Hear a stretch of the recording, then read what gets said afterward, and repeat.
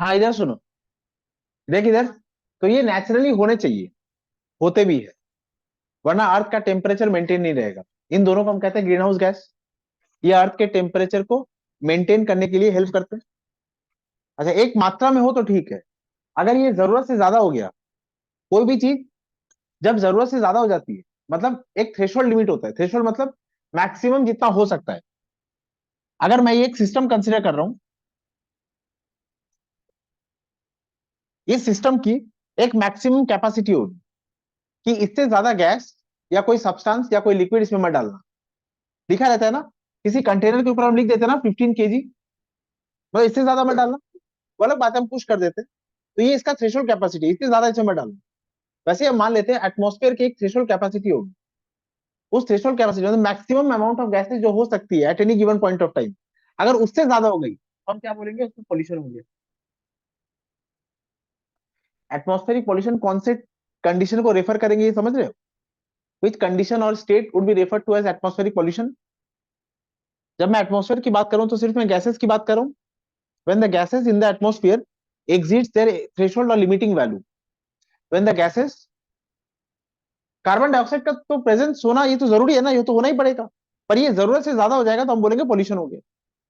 when the existing gases in the atmosphere exceeds their threshold or limiting value, the atmosphere is said to be polluted. लिखो atmospheric pollution.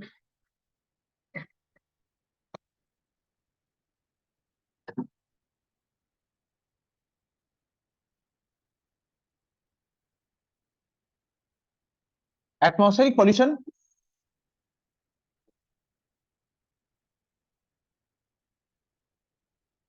may be referred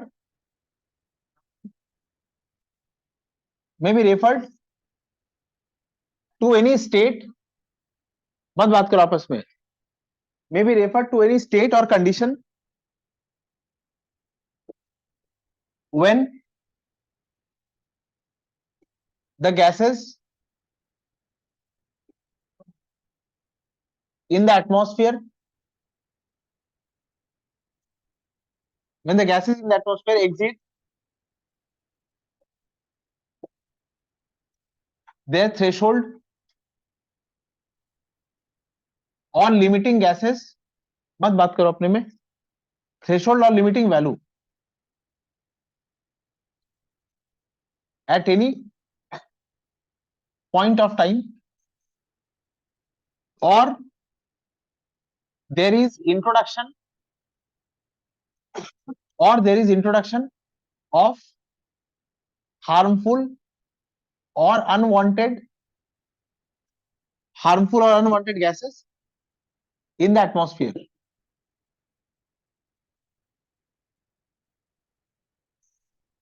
existing gases जो होती है वो तो रहनी पड़ेगी।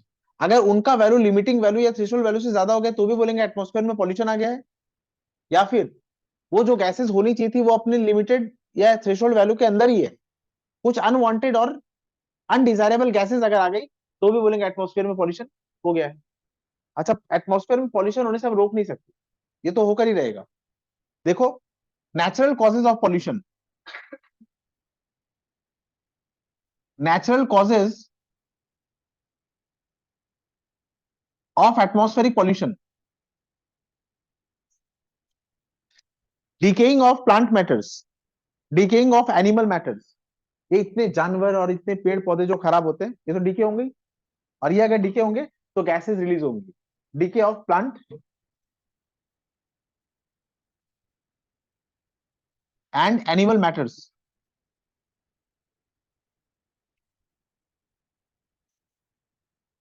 Volcanic eruption को रोक सकते हैं क्या हम? आप वो सारे फैक्टर्स के बारे में सोचेंगे जो एटमॉस्फेयर को पॉल्यूट कर सकता है। एक फैक्टर है DK of plant and organic matters, ये गैसेस रिलीज करेगा। अच्छा, दूसरा वॉल्केनिक इरप्शंस, वॉल्केनिक इरप्शंस में भी बहुत सारी गैसेस रिलीज होती है।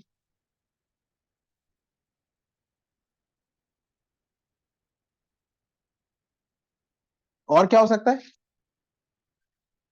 ये जो रेस्पिरेशन है, जितने भी एनिमल या लिविंग, हम हमारे जैसे जो ऑर्गेनिजम्स है, वो जो रेस्पिरेशन प्रोसेस करे, ग्लूकोज का मेटाबॉलिज्म चल रहा है, कार्बन डाइऑक्साइड रिलीज होगी, रेस्पिरेशन। और क्या हो सकता है?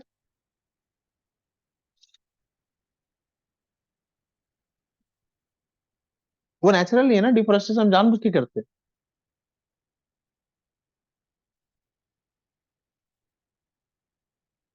वेदरिंग ऑफ रॉक्स,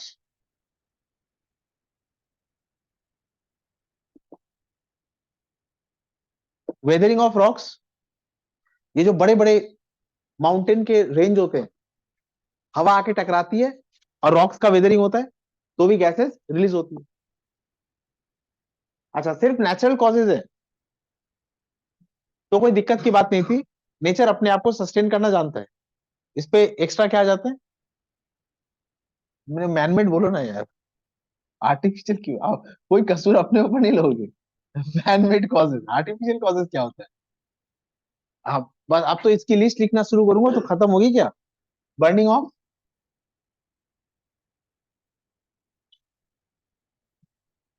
ये फ्यूल क्या होता है? फ्यूल होता है। Burning of fossil fuel. Number two, automobile. मतलब सुबह से रात तक सोच लो ना, पता चल जाएगा, लिस्ट बहुत लंबी है। Automobile exhaust. Number three, deforestation, deforestation. Number four, use of use of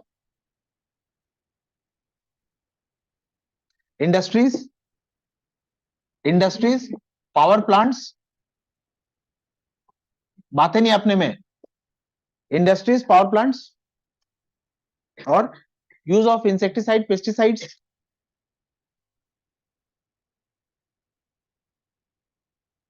use of insecticides, comma pesticides.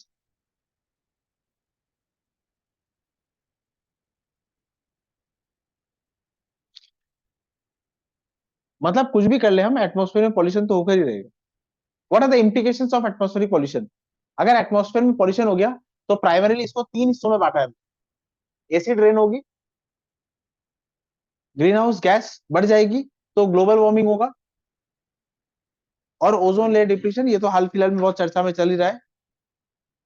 हम एसिड रेन से स्टार्ट करेंगे। लिखो इम्प्लीकेशंस ऑफ एटमॉस्फेरिक,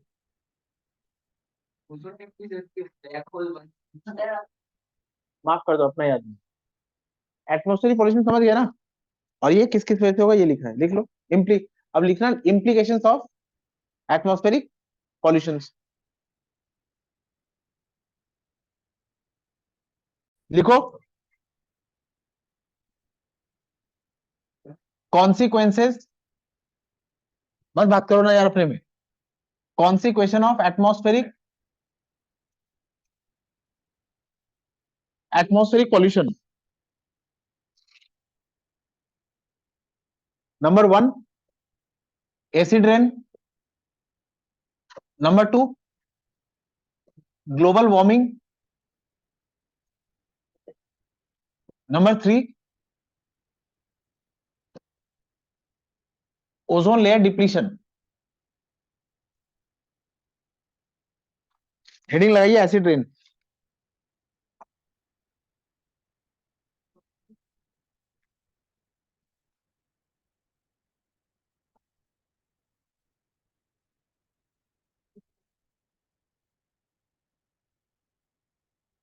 हाँ, लिखो टर्म एसिडिटी एंड बेसिसिटी। ये जो एसिड रेन में एसिड वर्ड है, हम एसिड रेन पढ़ेंगे पहले।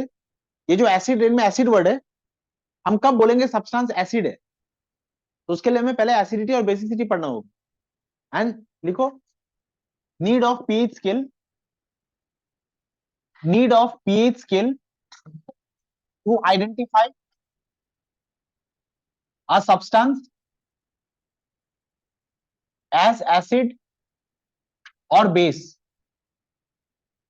किसी सब्सटेंस को हम रेफर करते हैं वो एसिड की तरह बिहेव करेगा या बेस की तरह बिहेव करेगा, उसके लिए हमें पीएच स्केल की जरूरत पड़ती है। तो पीएच स्केल क्या है? पहले समझ लो इसको अच्छे से।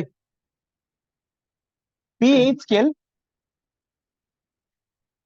जब मैं पीएच की बात करता हूं, सपोज मैं कहता हूं पी,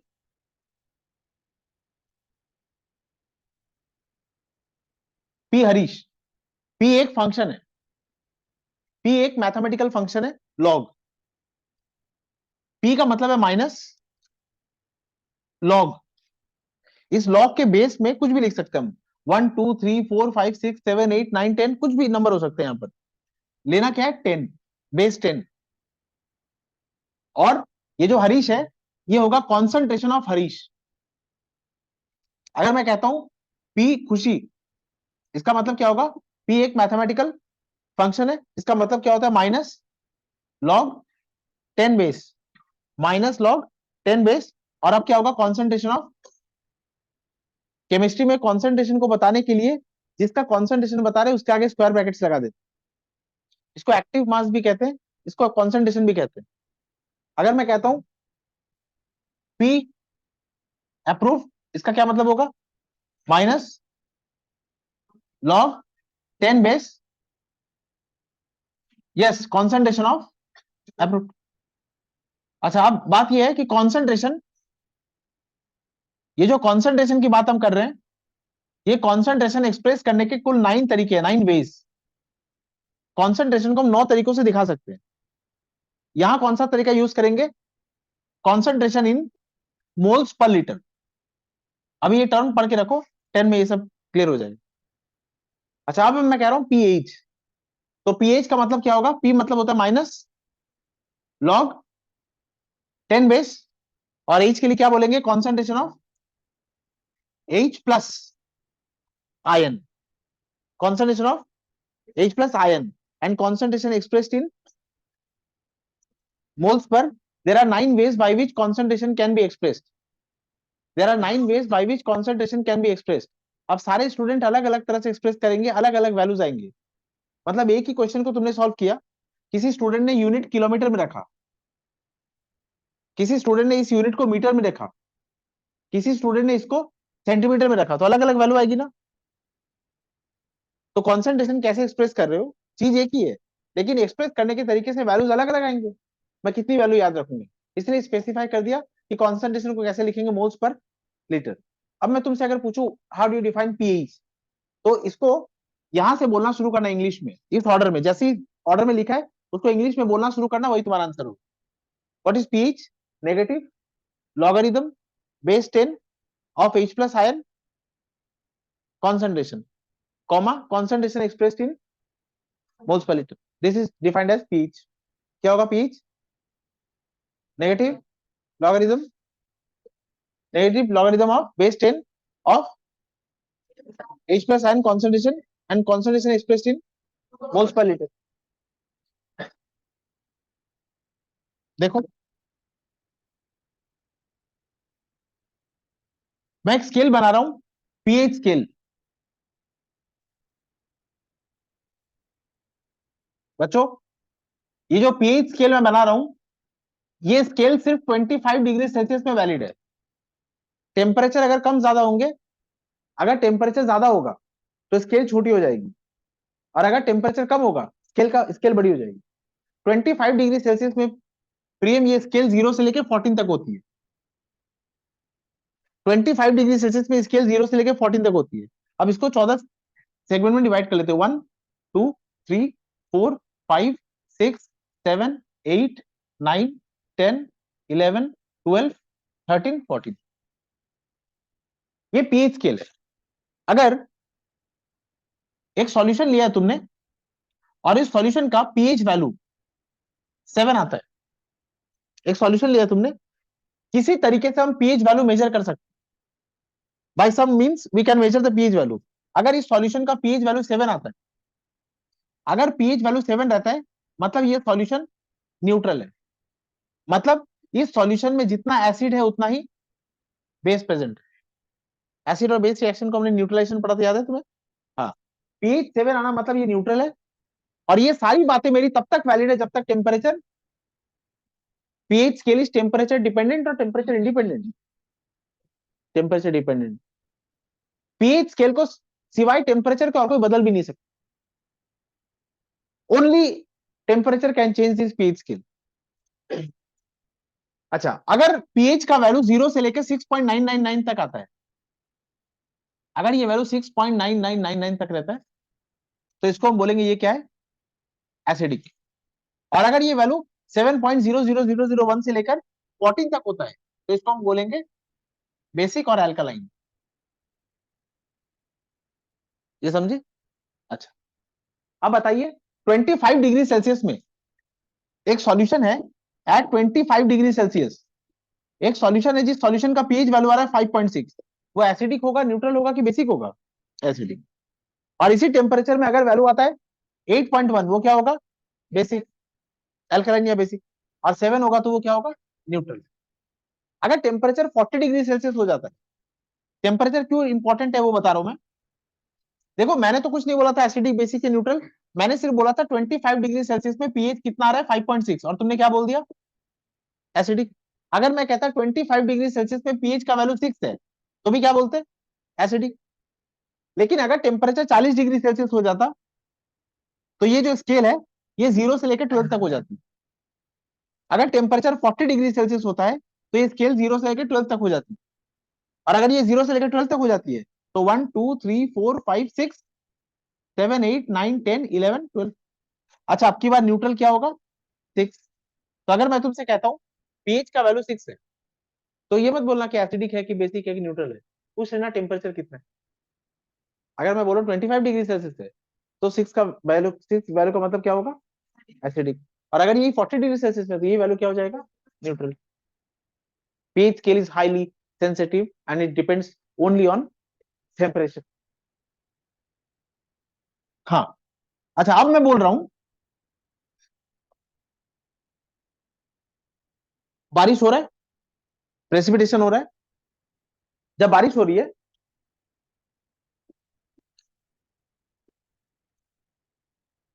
क्लाउड्स, ये क्लाउड्स मान लो, ये एटमॉस्फेयर जो कि है मैं दिख नहीं रहा है, ये मान लो क्लाउड्स है। कैसे बनाते हैं?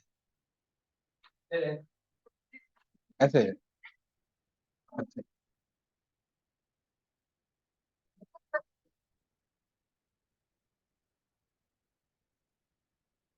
अभी बारिश होगी, पक्षी कहाँ होगी?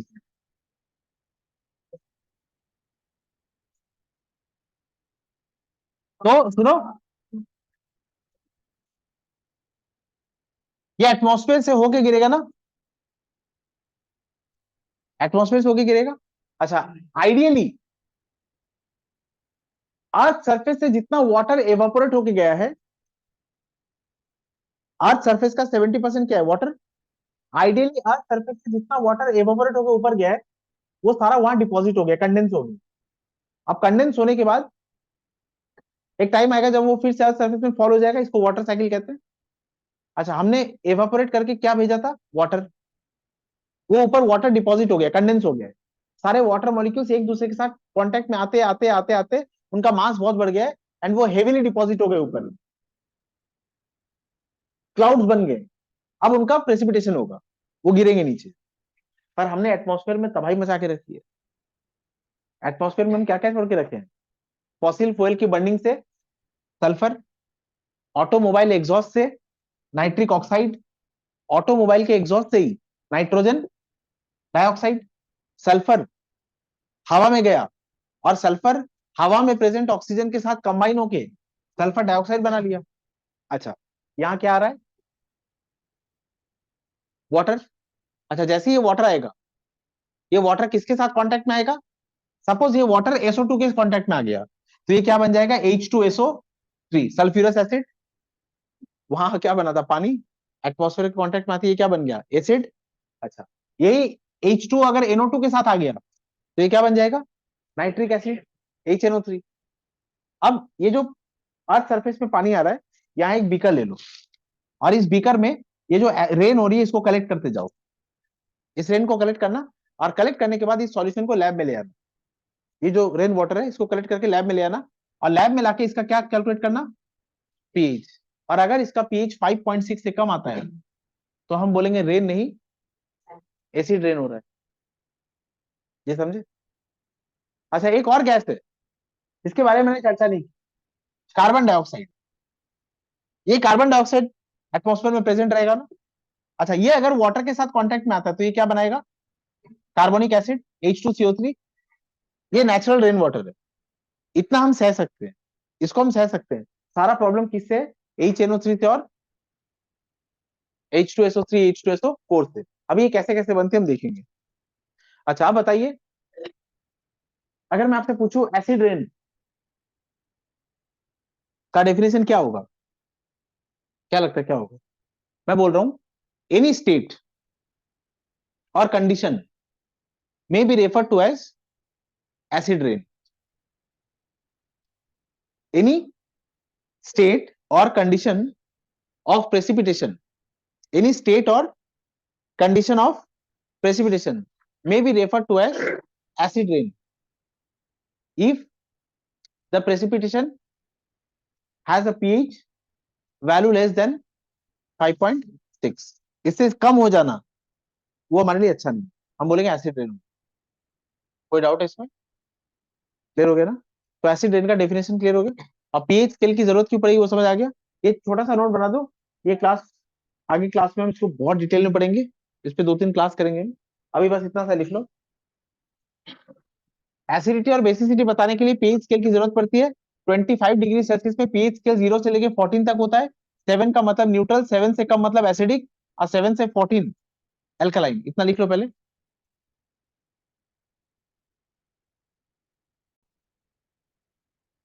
एसिड रेन में क्या क्या पढ़ेंगे? Acid rain definition,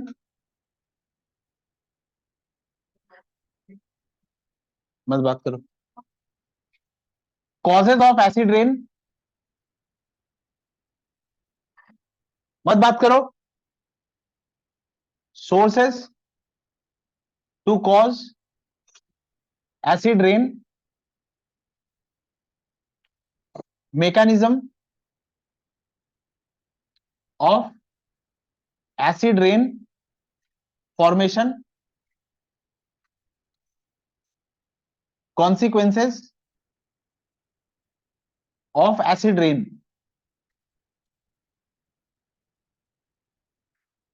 on soil, on aquatic life, on materials,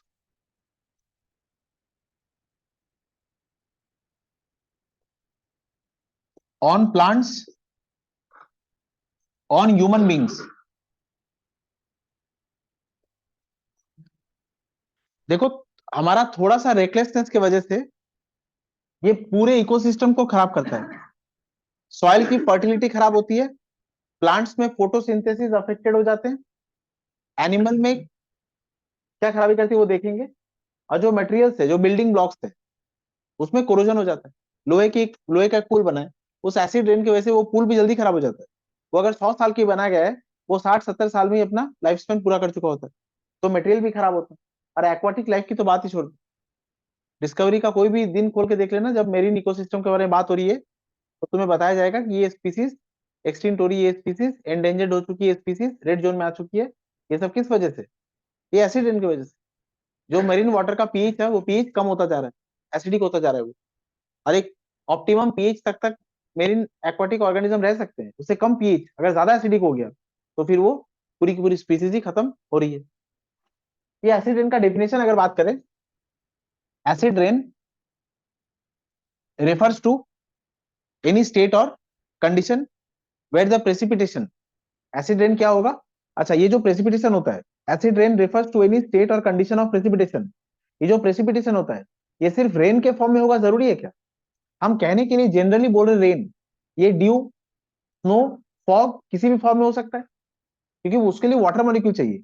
और वाटर मॉलिक्यूल सिर्फ वो बारिश के फॉर्म में गिरेगा जरूरी नहीं है, वो स्नो के फॉर्म में, ड्यू के फॉर्म में, मिस्ट के फॉर्म में, फॉग के फॉर्म में, किसी फॉर्म में हो सकता है। तो acid rain may be referred to as any state or condition where precipitation in form of snow, fog, dew, mist, rain has pH less than 5.6. Acid rain may be defined as or referred to as any state or condition of precipitation in form of snow, fog, dew, mist, rain, where the precipitation has pH value 5.6 or less. बाकी definition book में जैसे लिखा है वैसे पढ़ोगे, ये घूम फिर के बातें यही होती है, पर लिखना बुक का ही, उसी का मार्क्स मिलेगा, इसका कोई मार्क्स नहीं देंगे। इधर देखो, बहुत इंपॉर्टेंट 15 मिनट अभी डिस्कस करेंगे कुछ। नाइट्रोजन की अगर बात करते हैं, जोहार, नाइट्रोजन के वैलेंस शेल में 5 इलेक्ट्रॉन होते हैं, क्योंकि नाइट्रोजन बहुत, हाँ ये बहुत इंपॉर्टेंट बात कर रहे हैं, नाइट्रोजन के वैलेंस शेल में 5 इलेक्ट्रॉन होते हैं। नाइट्रोजन ऑक्टेट कंप्लीट करने के लिए कितना इलेक्ट्रॉन गेन करेगा? 3। और इससे नाइट्रोजन के ऊपर मिनिमम चार्ज कितना आएगा? -3। और नाइट्रोजन के वैलेंस शेल में क्योंकि 5 इलेक्ट्रॉन है, तो वो मैक्सिमम कितने इलेक्ट्रॉन लॉस कर सकता है? 5। तो नाइट्रोजन के ऊपर मैक्सिमम चार्ज कितना आएगा? +5। मतलब हमें नाइट्रोजन का रेंज मिल गया। नाइट्रोजन का रेंज -3 से शुरू होगा। नाइट्रोजन के ऊपर -3 से कम नंबर का भी होगा क्या? नहीं। उसके वैलेंस शेल में कितने इलेक्ट्रॉन है? 5। वो कितने इलेक्ट्रॉन गेन करेगा? 3। उससे ज्यादा गेन करेगा क्या? नहीं। 3 ही गेन करने पे क्या हो जाता है? Octet complete. तो नाइट्रोजन का चार्ज कभी -3 से कम नहीं होगा। और नाइट्रोजन के वैलेंस शेल में इलेक्ट्रॉन कितने? 5। तो वो कितने इलेक्ट्रॉन मैक्सिमम लॉस कर सकता है? 5। तो उसके ऊपर चार्ज क्या आएगा? +5। ये नाइट्रोजन का रेंज। अच्छा, नाइट्रोजन के एक ऐसा कंपाउंड जिसके ऊपर -3 चार्ज होता है, अमोनिया। नाइट्रोजन के एक ऐसा कंपाउंड जिसके ऊपर +5 चार्ज होता है, HNO3। HNO3 में नाइट्रोजन के ऊपर चार्ज क्या होता है? +5। अमोनिया में नाइट्रोजन के ऊपर चार्ज क्या होता है? -3। एक ऐसा कंपाउंड जहां नाइट्रोजन के ऊपर +4 चार्ज होता है, वो है NO2। और क्या होता है? एक कंपाउंड जहां नाइट्रोजन के ऊपर +3 चार्ज होता है, HNO2। इसको क्या कहते हैं? इसको कहते हैं पूर्वाशा नाइट्रिक एसिड। इसको क्या कहते हैं? इसको कहते हैं नाइट्रस एसिड। अब सुनो, अगर मैं तुम्हें कहता हूं नाइट्रस एसिड से नाइट्रिक एसिड बनाओ, या मैं तुम्हें कहता हूं NO2 से HNO3 बनाओ, अगर मैं तुम्हें कहता हूं नाइट्रस से नाइट्रिक बनाओ या NO2 से नाइट्रिक एसिड बनाओ, ये बताइए इसमें नाइट्रोजन का चार्ज बढ़ाना पड़ता है, सेम रहता है, कि कम करना पड़ता है? बढ़ाना पड़ता है। नाइट्रस एसिड मतलब +3, नाइट्रिक एसिड मतलब +5। अगर +3 से +5 की ओर जा रहे हो मतलब ऑक्सीडेशन। चार्ज का बढ़ाना, ऑक्सीडेशन। चार्ज का कम करना, रिडक्शन। बताया था इंग्लिश में रिडक्शन, केमिस्ट्री में भी क्या होता है? रिडक्शन। तो अगर मैं +3 से +5 में जा रहा हूं मतलब मुझे ऑक्सीडेशन करना होगा। अगर मैं +4 से +5 में जा रहा हूं तो भी मुझे क्या करना होगा? ऑक्सीडेशन। और ऑक्सीडेशन करना मतलब एडिशन ऑफ ऑक्सीजन। इसमें कोई डाउट है? नहीं। ये नाइट्रोजन के लिए याद रखेंगे। और अब सल्फर की बात करते हैं। अगर सल्फर की बात करें, ये जो बात मैंने नाइट्रोजन के लिए बोली थी, बताइए सल्फर के लिए कैसी होगी? सल्फर के वैलेंस शेल में कितने मिनिमम चार्ज कितना होगा? और मैक्सिमम चार्ज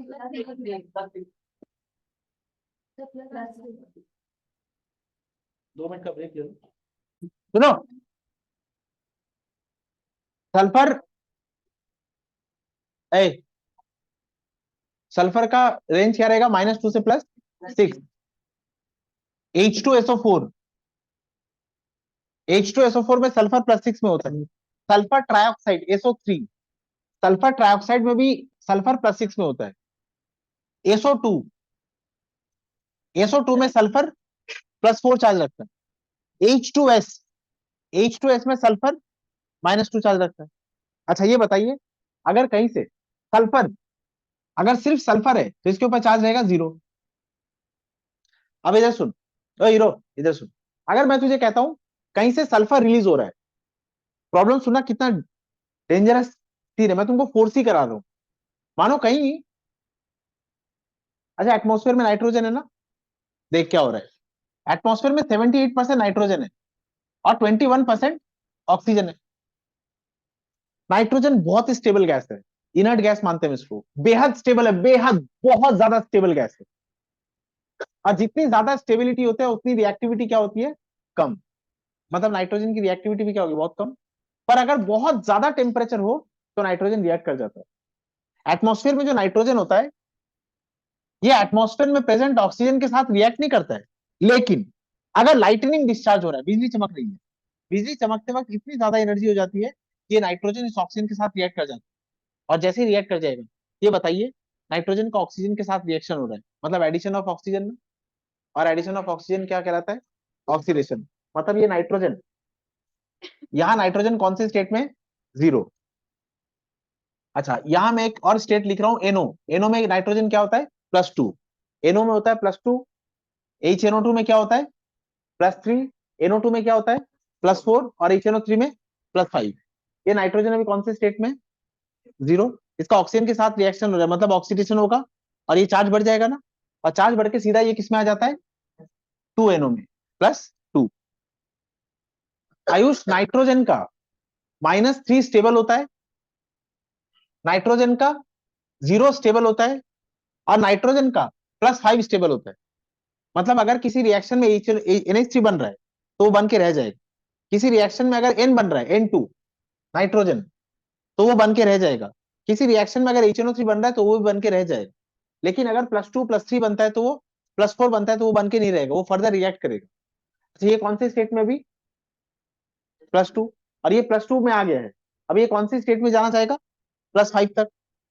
+2 भी स्टेबल नहीं है, +3 भी स्टेबल नहीं है, +4 भी स्टेबल नहीं है, स्टेबल क्या है, +5। अब ये क्या करता है, ये 2NO फिर ऑक्सीजन के साथ रिएक्ट करता है। एटमोस्फेयर में ऑक्सीजन अवेलेबल है ना, ये फिर NO ऑक्सीजन के साथ रिएक्ट करेगा। अब ये क्या बन लेगा, 2NO2। देखो क्या हुआ है, हवा में प्रेजेंट क्या था, नाइट्रोजन, और हवा में क्या प्रेजेंट था, ऑक्सीजन। लाइटनिंग डिस्चार्ज हुआ, ये नाइट्रोजन बेहद स्टेबल गैस है, लेकिन लाइटनिंग डिस्चार्ज की वजह से ये रिएक्ट करके क्या बन गया तत्काल, एनो। एनो मतलब नाइट्रोजन +2, ये स्टेबल नहीं है। ये फिर हवा में प्रेजेंट ऑक्सीजन के साथ रिएक्ट करेगा, अब क्या बनाएगा, NO2। अब ये +2 से कहां चला गया है, +4। अच्छा, +4 में आ गया, +5, बस एक स्टेप अहेड है ना। अब मुझे फिर अगर +4 से +5 में ले जाना है तो फिर क्या कराना होगा, ऑक्सीडेशन। अब क्या होगा देखो, ये 2, यस, ये 4NO2, ऐसे बहुत सारे NO2 plus oxygen plus H2O, 2H2O, ये क्या बना लेगा, 4HNO3। तुमने कुछ भी किया क्या, हवा में प्रेजेंट था नाइट्रोजन, हवा में प्रेजेंट था ऑक्सीजन, ये क्या बना लिया, एनो। एनो स्टेबल है नहीं, +2 स्टेबल होता है नाइट्रोजन का, नहीं। वो फिर ऑक्सीजन के साथ रिएक्ट करेगा, क्या बना लेगा, NO2। तुमने कुछ किया इसमें, नहीं। ये NO2 +4 है, +4 का NO2 स्टेबल होता है, नहीं। फिर वो किसके साथ रिएक्ट करेगा, ऑक्सीजन के साथ, 4NO2 plus O2 plus 2H2O। ना तुमने ये NO2 बनाया था, ना तुमने ये ऑक्सीजन दिया था, ना तुमने ये वाटर ऐड किया था, सब कुछ एटमॉस्फेयर में प्रेजेंट है ना। एटमॉस्फेयर में अपने आप क्या बन गया, HNO3। मतलब बारिश होते वक्त जब बिजली चमकती है तो पानी तो गिरता ही है, और ये थोड़ा थोड़ा एसिड रेन, तो ये एसिड खुद से बन गई ना, नहीं समझे, ये समझे, ये सब कुछ एटमॉस्फेयर में हो गया। और जो प्रेसिपिटेशन हो रहा है, अच्छा प्रेसिपिटेशन होगा, ये थोड़ा बहुत एसिड तो रहेगा ही, ये तो नेचुरल है। ये थोड़ा बहुत एसिड तो रहेगा ही, ये नेचुरल है। अगर तुम उस रेन का पीएच लोगे तो 5.6 से ज्यादा ही आएगा, 6, 6.1, 6.2, 6.3, हम क्या बोलेंगे, natural rain water, acid rain water नहीं है। लेकिन अगर यही HNO3 जरूरत से ज्यादा अमाउंट में प्रेजेंट हो गया तो उस रेन को क्या बना देगा, एसिडिक। और हम वही कर रहे हैं, नेचुरल जितना होना था उतना ही रहता तो कोई दिक्कत की बात नहीं थी। ऑटोमोबाइल एग्जॉस्ट, जितना भी ऑटोमोबाइल एग्जॉस्ट होता है, उस ऑटोमोबाइल एग्जॉस्ट से NO और NO2 निकलता है, उसको हम कहते हैं नॉक्स। नॉक्स क्यों कहते हैं, NOx, एक्स का वैल्यू अगर 1 है तो NO, एक्स का वैल्यू अगर 2 है तो ये क्या बन जाएगा, NO2। ऑटोमोबाइल एग्जॉस्ट से क्या मिलता है, NOx, where x can be 1 और एक्स कैन बी 2। ये ऑटोमोबाइल एग्जॉस्ट से कंटिन्यूअसली जो नॉक्स निकल रहा है, वो नॉक्स ऑक्सीजन के साथ रिएक्ट करके क्या बना लेता है, NO2। और वो NO2 फिर क्या बना लेता है, HNO3। मतलब हम बढ़ा चढ़ा के किसी काम को करते तो इंग्लिश में क्या कहते हैं, एग्जाजरेटेड। हाँ, नेचुरली नेचुरली HNO3 बनता है, बनने दो, कोई दिक्कत नहीं है। लेकिन हम प्रोसेस को क्या कर रहे हैं, एग्जाजरेट। हम ऑटोमोबाइल चला चला के जो भी नॉक्स गैस रिलीज कर रहे हैं, वो इसी प्रोसेस के थ्रू HNO3 बना रहा है, और जरूरत से ज्यादा HNO3, तब जो प्रेसिपिटेशन हो रहा है उस प्रेसिपिटेशन को क्या बोल रहे हैं, एसिड रेन। ये कहानी समझ आई? अच्छा, ये मैंने लिखा था ना, mechanism of acid rain formation. Mechanism of acid rain formation में ये एक एग्जांपल है। अच्छा, यहां मैंने क्या लिखा है, sources to cause acid rain, और यहां मैंने क्या लिखा है, कॉजेज ऑफ एसिड रेन। अब मैं तुमसे बोलूं कॉजेज ऑफ एसिड रेन, तो क्या बोलोगे, oxides of nitrogen and oxides of sulphur. ये हो गया कॉजेज ऑफ एसिड रेन। अच्छा, सोर्सेज ऑफ एसिड रेन क्या होगा, एक मिनट, राइट, इडियट सुन।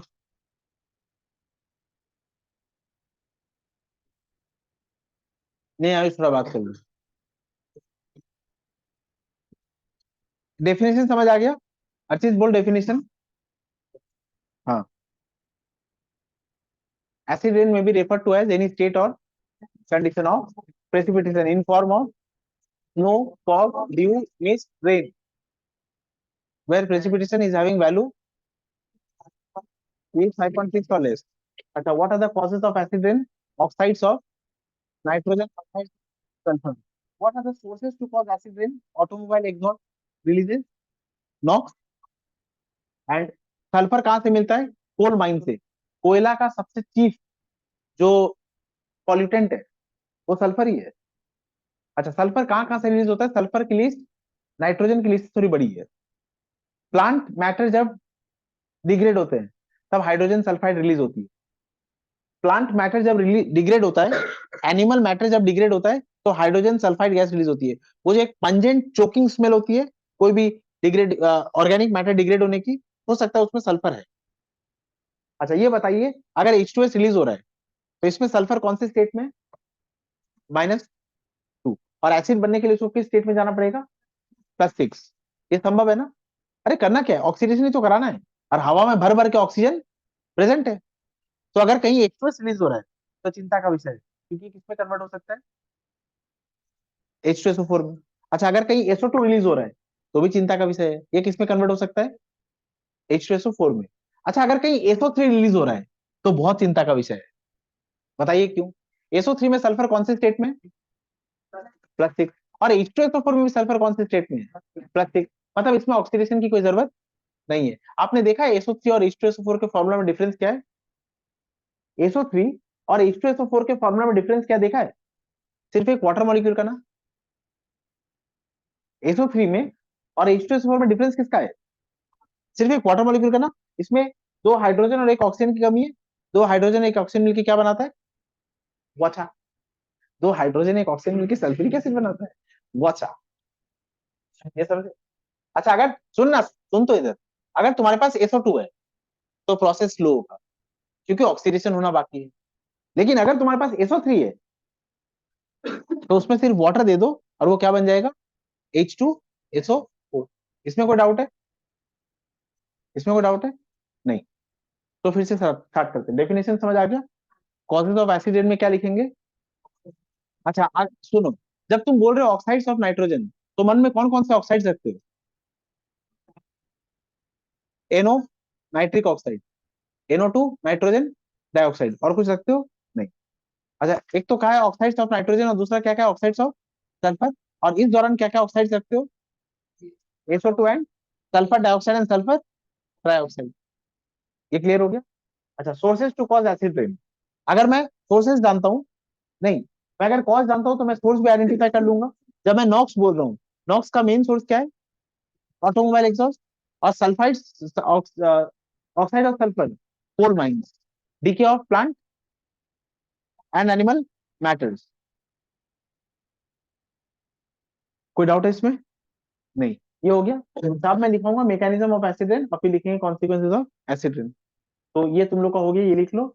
और सोर्सेज की बात, सोर्सेज का लिस्ट पढ़ता हूँ, इतना लिख लो पहले, ये काफी काम का है ये, दिस इज वेरी इंपॉर्टेंट।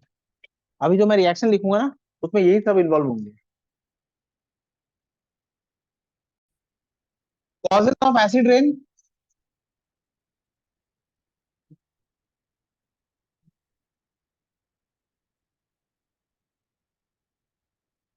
फिर हम बोल causes of acid rain, oxides of, हाँ,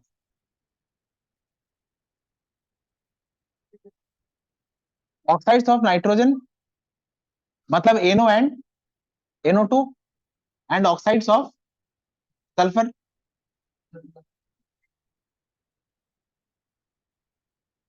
अच्छा, अब ये कौन कौन से सोर्स से आते हैं, क्यों बात कर रहे तू, sources of NOx, automobile exhaust,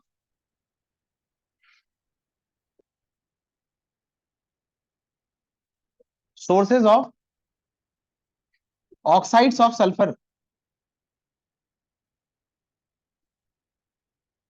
number one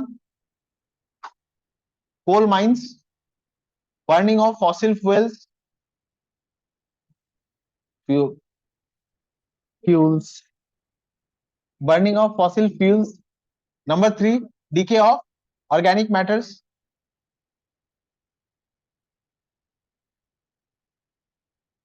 DK of organic matter जब डीके होता है तो कौन सी गैस रिलीज होती है, H2S।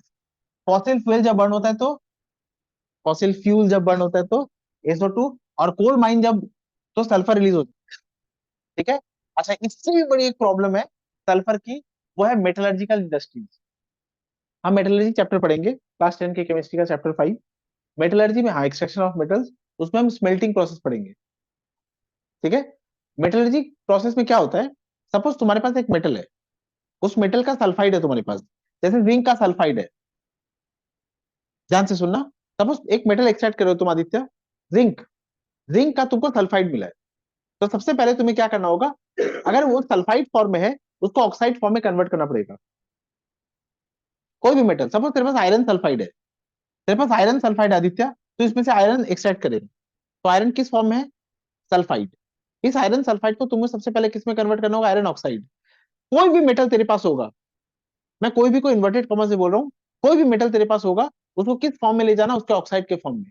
ये प्रिंसिपल है, मेटल किसी भी फॉर्म में हो उसको किस फॉर्म में ले जाना है, उसके ऑक्साइड के फॉर्म में। सपोज तेरे पास कैल्शियम का कार्बोनेट है, कैल्शियम का कार्बोनेट है, इसको भी किस फॉर्म में ले जाएगा, ऑक्साइड, कैल्शियम ऑक्साइड फॉर्म में। ये मेटलर्जिकल प्रोसेस के 5 प्राइम स्टेप्स होते हैं, उसका ये थर्ड स्टेप है, conversion of, conversion of any substance to its oxide, चलेगा। अच्छा, आप सपोज तेरे पास जिंक सल्फाइड है, तो इसको हम किस में कन्वर्ट करेंगे, जिंक के ऑक्साइड में। तो रिएक्शन कैसे होगा, 2ZnS प्लस 3O2, ये हो जाएगा 2ZnO प्लस 2SO2। देखो, इस सल्फाइड को ऑक्साइड में कन्वर्ट किया मैंने, और SO2 रिलीज हो गए ना। मेटलर्जी इंडस्ट्री में सल्फर का प्रोडक्शन, सल्फर के डाइऑक्साइड का प्रोडक्शन सबसे चीफ और प्रिंसिपल कॉज है, सोर्स है, प्रिंसिपल सोर्स। ये समझे, क्या क्या सोर्स लिखा मैंने यहाँ पर, कोल माइन, इसका कुछ कर नहीं सकते, फॉसिल फ्यूल बर्निंग करनी पड़ेगी, इसका भी कुछ कर नहीं सकते, ऑर्गेनिक ऑफ डीके मैटर इसको रोक नहीं सकते, इसको रोक सकते हैं, इसको रोक सकते हैं, लेकिन ये विकास के खिलाफ हो जाएगा, हमारे डेवलपमेंट के अगेंस्ट चला जाएगा। वी नीड मेटल्स ना फॉर डेवलपमेंट, तो मेटलर्जिकल प्रोसेस भी रोक नहीं सकते। और मेटलर्जिकल प्रोसेस में जब भी किसी मेटल सल्फाइड को मेटल ऑक्साइड में कन्वर्ट करेंगे, SO2 विल बी कुछ नहीं कर सकते, ये समझे। तो फोर्थ कॉज क्या लिखेंगे, मेटलर्जिकल, मेटलर्जिकल प्रोसेसेस। ये हो गया sources, sources to cause acid rain. अब लिखेंगे mechanism of acid rain formation, लिखो।